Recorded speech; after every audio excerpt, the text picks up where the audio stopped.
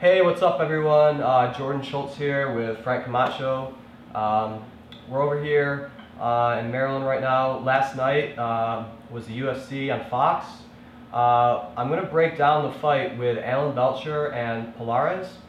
There was a position in the fight where Alan Belcher had him in a kind of like a twister banana split position, and there's a few options from there that you can go to that are a little bit higher percentage than going for the banana split or putting the guy in a twister. And also with Palhares, you really have to make sure you defend for leg locks. So what I'm going to show you guys is a way to defend from leg locks, control your partner's hips, and also come into a really good back taking position and a submission position from like the twister position you had. So I'm watching the fight right now.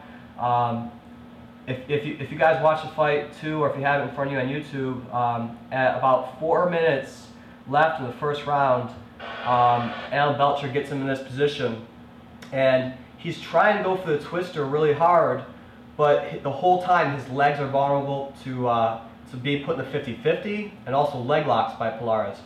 So at about the 3:53 mark, I'm going to give you guys some options. If you're ever in that position yourself, or if you ever use this kind of game, the stuff you guys can do. So I'm here with Frank, and Belcher had this bottom leg snake through, and he was figure fouring. He did a really good job of keeping this leg back here, but the whole time Palhares was trying to attack his legs, and he was protecting himself by figure fouring, which is good. But you know what he was doing here is he was trying to pull Palhares into this twister position, which is a really difficult submission, especially in MMA, to finish. So a higher percentage thing to do would be to uncross his legs and then take this right leg right here and hook it right behind the knee of Palhares. So once you have this leg hooked, I'm going to put my toes to the ground and then take this right arm and come through here to the hip. So now if Frank comes underneath this leg and tries to pull it into a 50-50, it's protected. He can't pull it into 50-50. The only way for him to get me into 50-50 is he has to get my leg all the way through into the other side, okay? So by putting my toes on the ground and snaking this arm through, I'm protecting from leg locks and 50-50.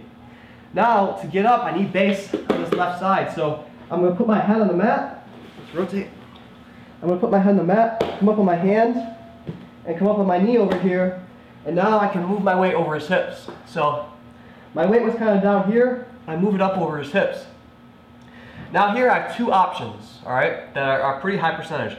Option number one is I'm going to take this right arm that's on the mat right now and just shoot it through here for a head and arm choke, all right? I can either finish this by doing the rear naked choke type style, or finish this with a regular head and arm choke. Option number two, which I like a little bit better, is I'm here, I'm going to get the seatbelt grip, now I'm going to get really low under his shoulder blade and transfer my arms to the seatbelt. At the same time, I jump my left knee way up behind his head. Alright, so now I have the seatbelt and this left knee is really high.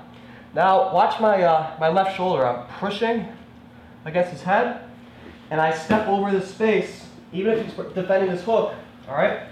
I'm just going to step over all this space and then pull him onto my lap all the way to the other side, securing my other hook, and now I have his back, which is a much better position than where I was before. So one more time, guys.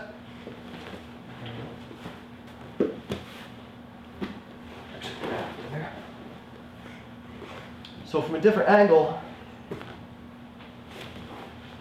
Alan Belcher, he had this bottom leg through, and he was figure fouring right here. Another thing, he didn't really use this to stretch Palhares' hips out, but if you see that scissor action, I can actually turn Frank's hips up with that action and then expose his back. So he wasn't doing that quite enough, but the main thing that I want you guys to see here is when I unlock my legs and I move that shin all the way behind his knee and put my toes on the mat and then snake it through. Now here I'm protected from leg locks.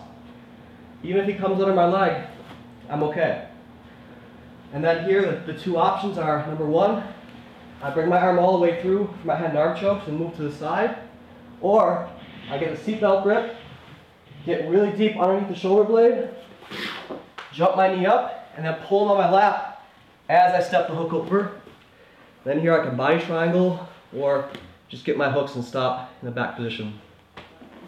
Alright guys, so that was my breakdown of that position. If you ever find yourselves in that type of position, there's a lot of options you can do. But number one thing is defense, protect against a leg lock. And the second thing is, instead of going for those lower percentage banana splits or like twister type positions, there's a lot higher percentage things you can do there, like take the back or go for head and arm chokes. Alright guys, thank you very much, and please subscribe to my YouTube channel, and also visit my website, personalbjjtraining.com or guardpassingforcompetitors.com. Thank you.